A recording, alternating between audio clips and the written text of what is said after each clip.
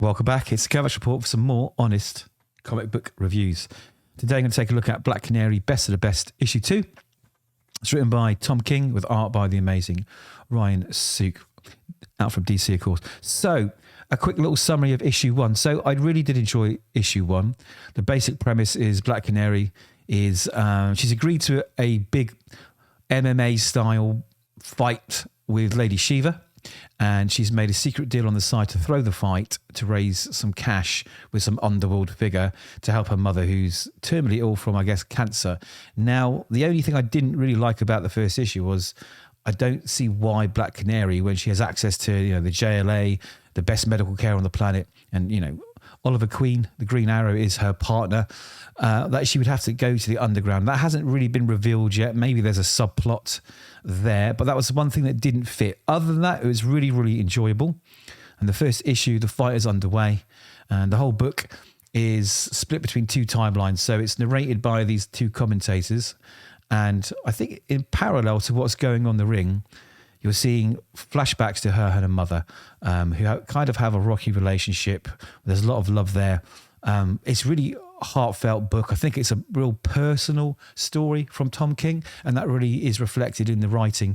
And it'll just jump to Ryan Sook's art, and you feel every punch and you feel every emotion throughout the whole book. The work he's done on this is just incredible. So continuing after issue 1, the fight is raging on, and we get these flashbacks to Dina's training with her mother, who is relentless. Now, she was the original Black Canary, so she knows what's going on. She knows that you have to put your skin in the game, and she's training her daughter to be the next Black Canary. And she is brutal, unrelenting. The training she puts her through is absolutely unforgiving. There is no mercy whatsoever. And I guess her mother feels like it's tough love to make her the strongest, best, safest, come back home, not get stabbed in the night, superhero she can make her. And again, like I say, these events that happened in the past, they seem to be fighting in the ring. And in the ring, it seems to be that Dina's not just fighting to win the battle, but she's fighting with those feelings of the past, maybe fighting with her love for her mother, the things that she had to go through, but they're also driving her on, because Lady Shiva she's really kicking the living hell out of her. So, again, we get these beautiful flashbacks, and the colour palette changes, so and it really, really evocative of the past. I absolutely love the art here. It's so, so, so good. So, again, little stories, her mother going out in the night, and Dina just idolises her. She wants to be her mother, essentially. And as she gets a little bit older, she starts seeing things that happen as a superhero, as we jump again in and out of the training sessions and the fight in the ring. Again, more relentless, absolutely relentless training. Does not let up on her for 1 second. So we jump back to when the Black Canary's out on a mission, the original one.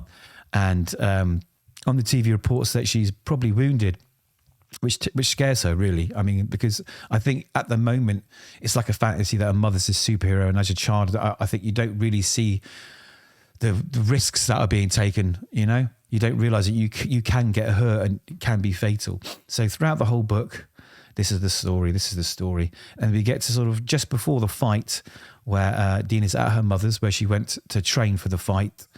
And it's quite sad because she passes out. And at that point, I got a little teary, to be honest, because the way this book is woven, like you're feeling that love, and you're starting to feel really super connected to these characters. And again, the parallels, as her mother goes down, she goes down. And Lady Shiva here, she's brutal. She spits on her when she's down, has this smug look, and she leans against the ropes.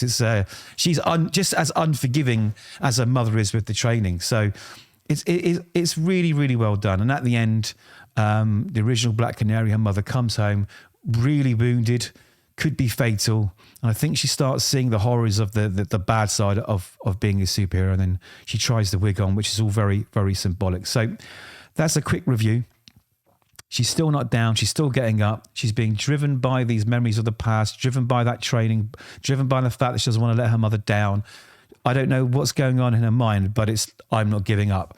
And it's just really well written. I mean, at the beginning, I was getting I wasn't sure how I was going to take another issue of this narration of these two commentators. You know, I thought, is this going to be a bit irritating? But it doesn't. The ebb and the flow of everything is really, really well done. And again, I'm going to talk about this art. I mean, it is just beautiful. I haven't seen Ryan Sook for a long time, to be honest. He did some beautiful covers years ago, I think, for... I think, was it Hawkman, Hawkgirl, and maybe some Catwoman stuff. And I've always loved his art, and he is shining here, absolutely shining. So I would definitely recommend this book. Again, I think it's a personal story from Tom King, and you'll feel it. So all in all, it's really good. Those are my thoughts. Let me know yours in the comments. Please subscribe if you like the video. If you don't like the video, please subscribe and hate us instead. But either way, please subscribe, and we'll hopefully catch you in the next one.